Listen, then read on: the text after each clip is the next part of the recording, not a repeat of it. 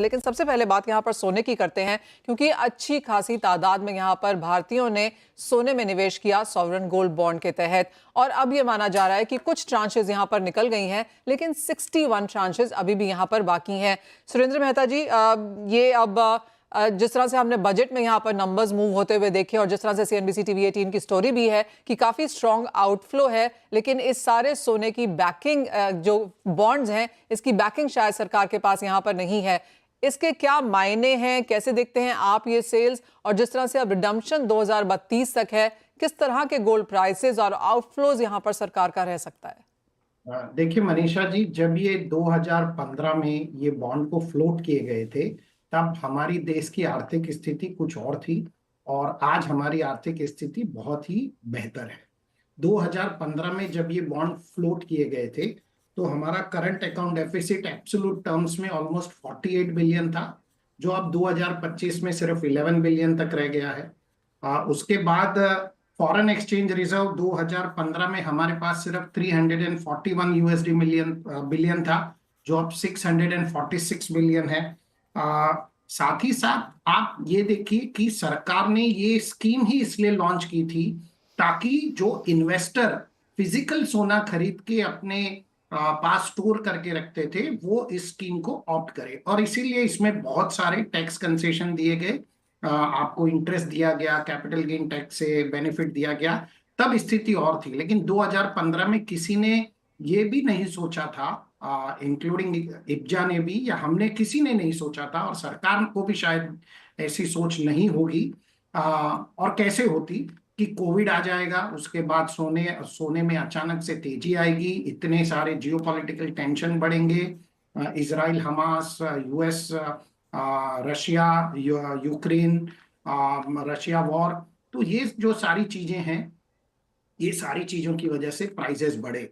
अभी सरकार ने टोटल 147 टन के सोवरिन गोल्ड बॉन्ड लॉन्च किए हैं, जिसमें से सिर्फ 15 टन ही रिडीम हुए, 132 टन बाकी हैं। तो डेफिनेटली ये सरकार के लिए नुकसान वाला सौदा है, इसीलिए सरकार ने इसको बंद किया। लेकिन उन 2015 की स्थितियों को देखते हुए मुझे लगता है कि ये डिसीजन उस दिन तो सही था, आज शायद ये डिसीजन सबको गलत नजर आ। और जिस तरह से एक और चीज यहाँ पर निकल के आ रही है सुरेंद्र जी की, सरकार के पास ये अब ये टोटल एक्सपेंडिचर बनता जा रहा है, टोटल आउटफ्लो के तौर पर है, और इतना सोना भी नहीं है इसे बैक करने के लिए, इसको कैसे देखते हैं आप? देखिए मनीषा जी, जब ये स्कीम लॉन्च की थी तो इसमें क्लैरिटी थी कि it will not be backed by any kind of gold, लेकिन हमें दूसरी ये बात नहीं भूलनी चाहिए कि 2015 में रिजर्व बैंक के पास में जो गोल्ड था वो 595 टन था, जो अभी 880 टन हो चुका है। तो ऑलमोस्ट 225 टन तो वहां पर सोने में इजाफा हुआ ही है रिजर्व में। अब it is not directly link to sovereign gold bond, उसका डायरेक्ट कनेक्शन नहीं है सोवरिन गोल्ड बॉन्ड के साथ, वो एक अलग बात है। लेकिन मेरे हिसाब से यदि ओवरऑल देखें, यदि हम ओवरऑल भारत की बैलेंस शीट देखें, रिजर्व बैंक ऑफ इंडिया की बैलेंस शीट देखें, तो 147 टन के सामने 220 टन तो उन्होंने गोल्ड को रिजर्व में बाय ऑलरेडी कर चुके हैं, 225 टन को। तो मुझे नहीं लगता कि इससे कोई सरकार को बहुत बड़ा नुकसान। जैसे यूजुअली जब हम यहाँ पर देखते हैं सोने को, जिस तरह से ETF में बैकिंग होती है प्योर गोल्ड की एटलीस्ट 95-98% तक भी होती है, जैसे आपने कहा टू बिगिन विद, इसका तात्पर्य ही ये नहीं था कि इसको डायरेक्टली सोने की बैकिंग से यहाँ पर लिंक किया जाएगा। तो जिस तरह से बाजार यहाँ पर थोड़ा सा चिंतित है कि 2032 तक तो पता नहीं वो रिडेम्पशन होते होते तक सोने के प्राइसेस कहाँ ही चले जाएंगे, तो क्या सरकार इन दैट सेंस उसको अकाउंट इन कर रही है? अगर अभी जहां पर हमारे प्राइसेस हैं, इससे समझिए अगर 10% भी यहां पर सालाना प्राइसेस बढ़ते हैं ऑन अ कंजर्वेटिव वे, तो किस तरह का आउटफ्लो देख रहे हैं फिर हम सरकार से?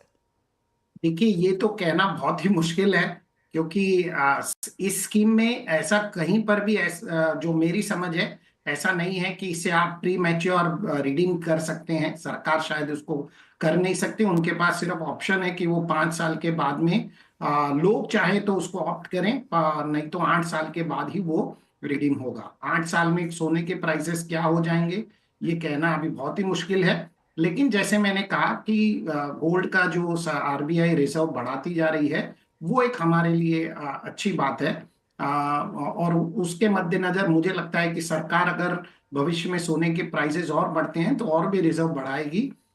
लेकिन ये जो इतना रिजर्व 225 टन, जैसे मैंने कहा, फ्रॉम 595 टन्स टू 880 टन्स। ये रिजर्व इतने सोवरेन गोल्ड बॉन्ड को रीडिंग करने के लिए तो काफी। All right. एक और चीज़ यहाँ पर, जिस तरह से बाकी सेंट्रल बैंक्स भी यहाँ पर खरीदारी कर रहे हैं सोने की, सुरेंद्र जी, और जिस तरह से फोर्ट नॉक्स की सारी यहाँ पर बातें चल रही हैं कि वहाँ पर जिस तरह से सोना होना चाहिए, जो इंटरनेशनल क्यूज हैं एज ऑफ नाउ गोल्ड को लेकर, उन्हें आप कैसे रीड कर रहे हैं? इसके पहले कि मैं फोर्ट नॉक्स पे जाऊं, मैं और एक चीज बता दूं। देखिए, आपने ईटीएफ की बाइंग की बात की। जो ईटीएफ की बाइंग है उसमें it is backed by gold, जी। लेकिन वो गोल्ड हमारे लिए क्या काम का है? वो तो बिल्कुल लॉकर में पड़ा है। डेफिनेटली वो ईटीएफ के लिए एक सिक्योरिटी है। लेकिन हमें हमारी हमारी जैसी कंट्री को ये देखना होगा कि यदि सोना किसी इंस्ट्रूमेंट को बैक करके अलमारी में पड़ा रहता है या वॉल्ट में पड़ा रहता है, तो वो सोना शायद हमारे देश को कोई काम का नहीं है, क्योंकि हम लोग 800 टन का कंजम्पशन हर साल करते हैं। सरकार को उसके लिए भी स्कीम लानी चाहिए कि ईटीएफ भी ये सोना मार्केट में फ्लोट कर सकते हैं या ऐसा कुछ कर सकते हैं। उसके रेगुलेटरी मैकेनिज्म लाने चाहिए।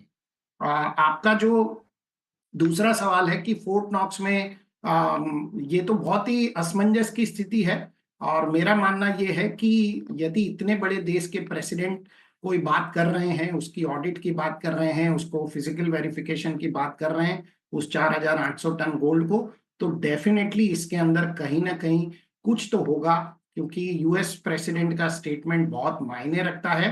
और खुदा ना खास्ता यदि वहां पर थोड़ा भी सोना नहीं निकला या उसमें कहीं पर भी कुछ भी गड़बड़ पाई गई, मैं सीधा सीधा कहूं तो सोने के प्राइसेस आसमान को छू जाए।